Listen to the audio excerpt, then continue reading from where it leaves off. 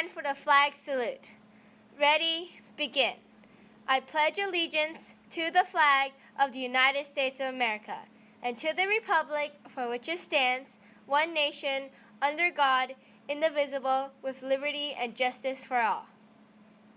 Good morning, Thomas Russell. Today is October 1st and I'm Amy with your morning announcement. Here are your birthday shout-outs. Birthday to Michelle, Anaya, and Casey. If you see them around campus, make sure to wish them a happy birthday. And here's your GSA video. Hey, Miss Tam. Yes, Mr. Resnick? I had a question. I heard you're part of GSA. Yes. What is GSA? I keep hearing about it in morning announcements. Well, GSA, we're the Genders and Sexualities Alliance, but we used to be called the Gay Straight Alliance. Okay, so Gender Sexuality Alliance. Now, from what I'm hearing, do you have to be gay or bisexual or questioning to join the club? No, we have a lot of students who are in the club who are not. They're just there to support their friends who are, or there to support the issues and make a difference on this campus. All right. So even if you're heterosexual, if you're straight, you could go there to support people who identify in different ways. Yes. Yes, for example, I am heterosexual, but this is an important cause to me, so I am one of the adult moderators for this class, for this club. Well, that sounds great. If students were interested in joining, where do you guys meet? Well, good thing you asked, Mr. Resnick. We meet every Wednesday at lunch in room 414. All right.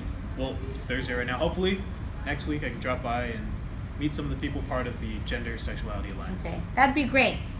Congratulations to Mr. No for being Teacher of the Week. Gavin, you know where Mr. No is? We had to film him for Teacher of the Yeah, I Week. think he's in here. Let's ask him some questions.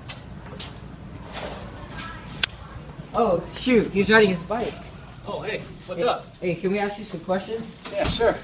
What's going on? Why'd you become a history teacher? Well, I never, growing up, I never really wanted to be a teacher. It was not something that I was interested in. It wasn't until college.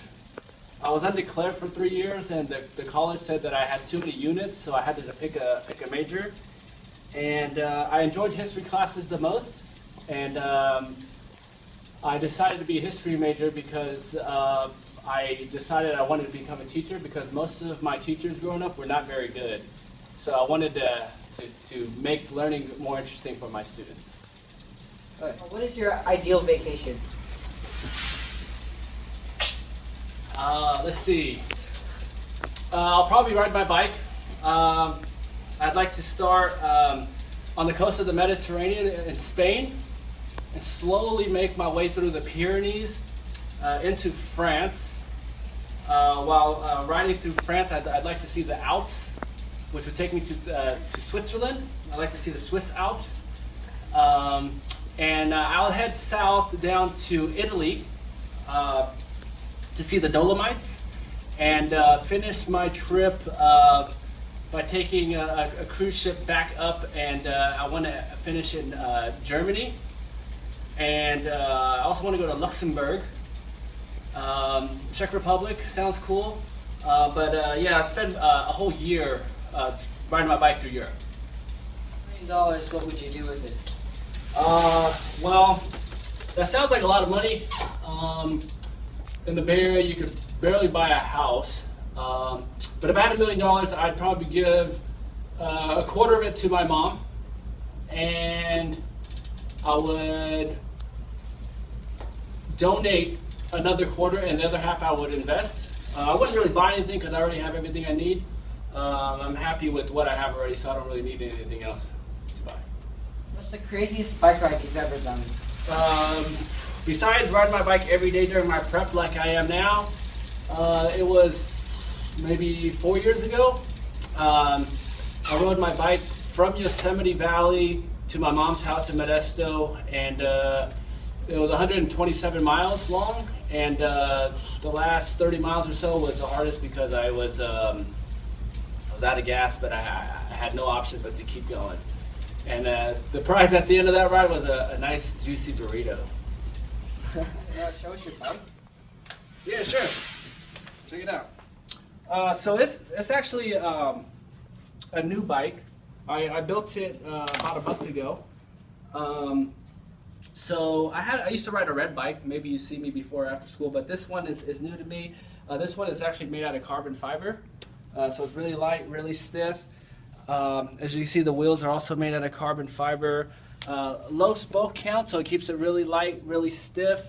And what's really special about this bike is that it has an electronic shifting mechanism called the group set. So if you want to come in here and check it out, I'll actually show it to you in action. So as you're riding along, and if you want to shift gears, the gears are actually electronic. So if you watch here and listen, it'll actually shift down to the next gear. And back up. And same thing in the back there, it's all electronic. So you can kind of hear the motor in there going along. The battery for all this stuff is actually in the seat post inside here, and there are a bunch of wires in there. Up here I also have my GPS computer. It's a Garmin Edge 500. This helps me track my speed, my distance, the temperature, elevation gain, average speed, max speed, gradient. So if I'm climbing up a road, it'll tell me how steep it is in percentage.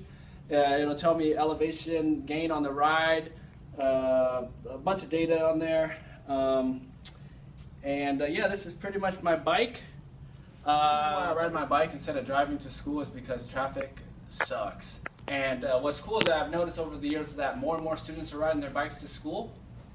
But it could be unsafe, so if you drive to school with your parents, just remind them to watch out for all the pedestrians, walkers, and cyclists on the street. No, we're all done. You got it, man. I gotta get back to studying. All right. See you, Mr. Miller.